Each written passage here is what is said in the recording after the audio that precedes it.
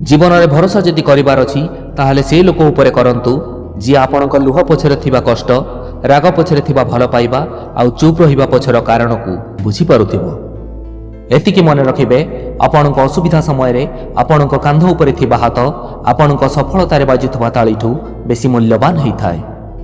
परिश्रम आउ न्याय उपार्जित संपत्ति 7 पीढ़ी आनंदर सहित भोग करिथाय हेले अन्याय करी उपार्जन करिथबा संपत्ति पाई 7 पीढ़ी को भोगिबाको पड़िथाय। एतिकी मन रखिबे शक्ति निज शब्द रे रखंतु निज चित्कार रे नुह कारण फसल वर्षा पानी रे हेइथाय बन्या पानी रे नुह। दुख कष्ट रे जदि कांदिबाको पड़े ताहाले घर भितर कांदी नियंतु हेले बाहर को बाहरिले हसिके बाहरंतु कारण आजिर दुनिया रे लोक आपणक असहायतार समवेदना नुह उपहास करने पसंद करती।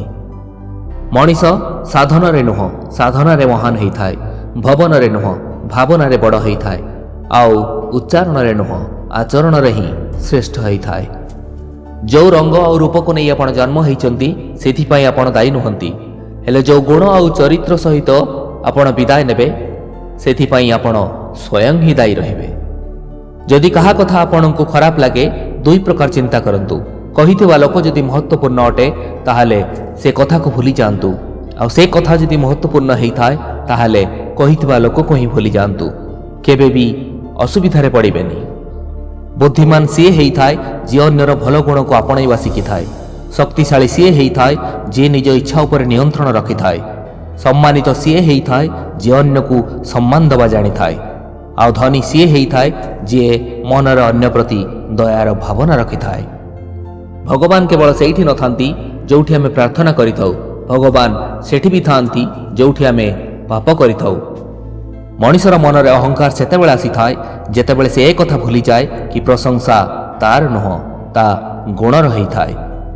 शब्दरे कठोरता नुह मधुरता आवश्यक होइथाय कारण शब्दर कठोरता मन को कष्ट देइथाय हेले शब्दर मधुरता समस्तक मन को जीति जाइथाय।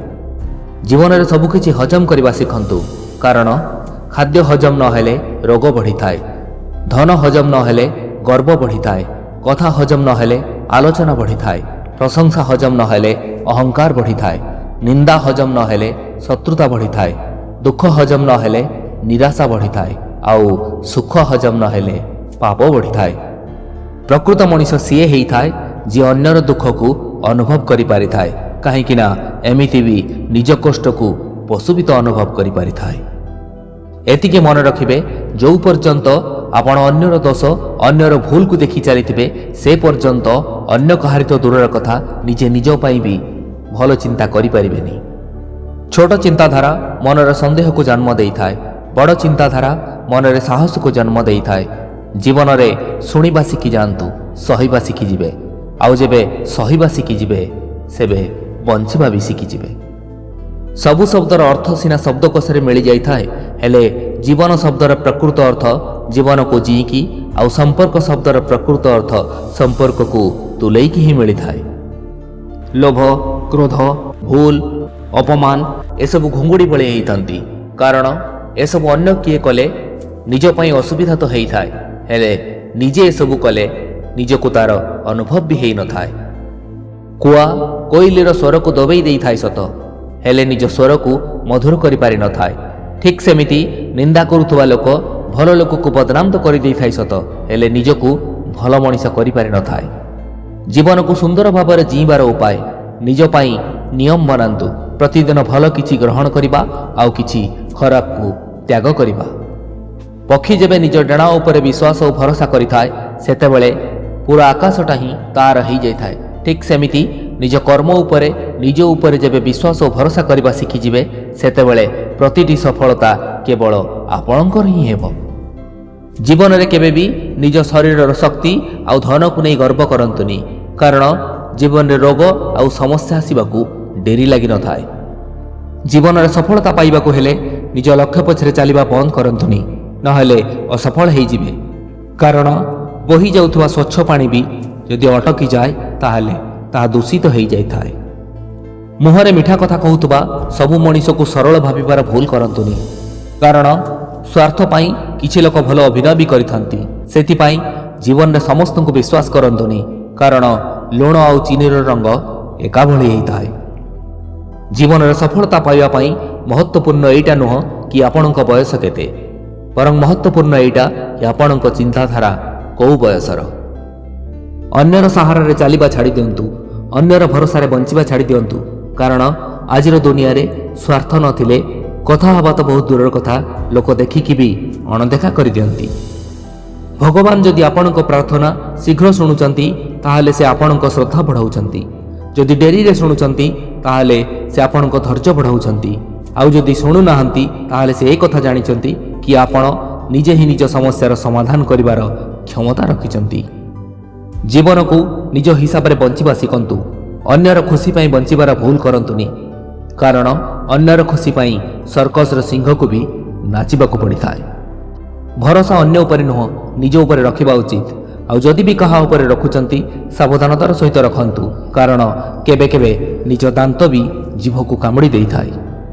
ସୁଖୀ ଜୀବନ ଜିଇବାକୁ ହେଲେ ଏକଥା ସ୍ୱୀକାର କରିବା ଜରୁରୀ ଯେ ଜୀବନରେ କିଛି ନା କିଛିର ଅଭାବ ରହିଥାଏ, ଆଉ ଇଚ୍ଛା ଅନୁସାରେ ସବୁ କିଛି ମିଳିନଥାଏ। ଜୀବନରେ ଅହଙ୍କାର, ପ୍ରତିବାଦ ଆଉ ଛଳନା ବି ଜରୁରୀ ହୋଇଥାଏ, ଯେତେବେଳେ କଥା, ଅଧିକାର, ଚରିତ୍ର ଆଉ ସମ୍ମାନ ରହିଥାଏ। ନାରୀର ପରିଧାନକୁ ନେଇ କେବେ ସଂସ୍କାର ମାପିବାର ଭୁଲ କରନ୍ତୁନି, କାରଣ କିଏ ଆଧୁନିକ ପୋଷାକ ପିନ୍ଧିକି ନିଜ ଶବ୍ଦରେ ବିନମ୍ରତା ରଖୁଥିଲା ବେଳେ କିଏ ହାତଲମ୍ବର ଓଢ଼ଣୀ ଟାଣିକି ବି ନିଜ ଶବ୍ଦରେ କଠୋରତା ଭରି ରଖିଥାଏ। ଖାଦ୍ୟ ନ ଖାଇ ଉପବାସ କଲେ ଭଗବାନ ପ୍ରସନ୍ନ ହୋଇନଥାନ୍ତି, ବରଂ ଲୋଭ, କାମ, କ୍ରୋଧ, ଖରାପ ଚିନ୍ତାଧାରାର ଉପବାସ କରି ଦେଖନ୍ତୁ, ଭଗବାନ ନିଶ୍ଚିତ ପ୍ରସନ୍ନ ହୋଇଥାନ୍ତି। ଜୀବନରେ ଯେତେବେଳେ ସଂଘର୍ଷ ପରେ ବି ସଫଳତା ମିଳିନଥାଏ ସେତେବେଳେ ନିଜ ରାସ୍ତା ବଦଳାନ୍ତୁ, ନିଜ ଲକ୍ଷ୍ୟକୁ ନୁହଁ, କାରଣ ଗଛ ସବୁବେଳେ ନିଜ ପତ୍ରକୁ ହିଁ ବଦଳାଇଥାଏ, ଚେରକୁ ନୁହଁ। ଗୀତାରେ ବି ଏକଥା ଲେଖା ଅଛି ଯେ ଅସଫଳତାରେ ନିଜକୁ ନିରାଶ କରନ୍ତୁନି, କାରଣ ଦୁର୍ବଳ ଆପଣ ନୁହଁ, ଆପଣଙ୍କ ସମୟ ଅଟେ। ମଣିଷର ଚିନ୍ତାଧାରାରେ ଅଦ୍ଭୁତ ପରିବର୍ତ୍ତନ, ସଂସ୍କାର କେବଳ ନାଁରେ, ଭାବନାରେ ନୁହଁ। ସେଇଥିପାଇଁ ତ ପୂର୍ବରୁ ବୟସରେ ବଡ଼ ଥିବା ଲୋକଙ୍କୁ ସମ୍ମାନ କରାଯାଉଥିଲା ବେଳେ ଏବେ ଆୟରେ ବଡ଼ ଥିବା ଲୋକଙ୍କର ସମ୍ମାନ କରାଯାଉଛି। ସମ୍ପର୍କ ସେଇମାନଙ୍କର ଖରାପ ହୋଇଥାଏ ଯେଉଁମାନେ ଅଧା କଥା ଶୁଣନ୍ତି, ତାଠୁ ଅଧା ବୁଝନ୍ତି ଆଉ ପ୍ରତିକ୍ରିୟା ଦୁଇଗୁଣ ଦେଇଥାନ୍ତି। ଏତିକି ମନେ ରଖିବେ, ନିଜ ସହିତ ଯୁକ୍ତି କଲେ ସବୁ ପ୍ରଶ୍ନର ଉତ୍ତର ମିଳିଯାଇଥାଏ, ଅନ୍ୟ ସହିତ ଯୁକ୍ତି କଲେ ନୂଆ ନୂଆ ପ୍ରଶ୍ନ ସୃଷ୍ଟି ହୋଇଥାଏ। ସେଇଥିପାଇଁ ତ ଯେତେବେଳେ ମଣିଷ ନିଜ ଭୁଲର ଓକିଲ ଆଉ ଅନ୍ୟ ଭୁଲର ଜଜ୍ ହୋଇଯାଇଥାଏ ସେତେବେଳେ ସମାଧାନ ନୁହଁ କେବଳ ସମସ୍ୟା ହିଁ ବଢ଼ିଥାଏ।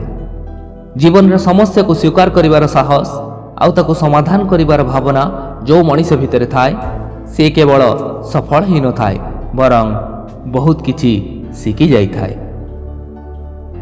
ଆଶା କରେ ଆଜିର ବିଚାର ଆପଣଙ୍କ ମନରେ ସକାରାତ୍ମକ ଭାବନା ଭରିଦେବ। ଭିଡ଼ିଓ ଯଦି ଭଲ ଲାଗିଥାଏ ଭିଡ଼ିଓକୁ ଲାଇକ୍ କରିବେ, ଚ୍ୟାନେଲକୁ ସବସ୍କ୍ରାଇବ୍ କରିବେ।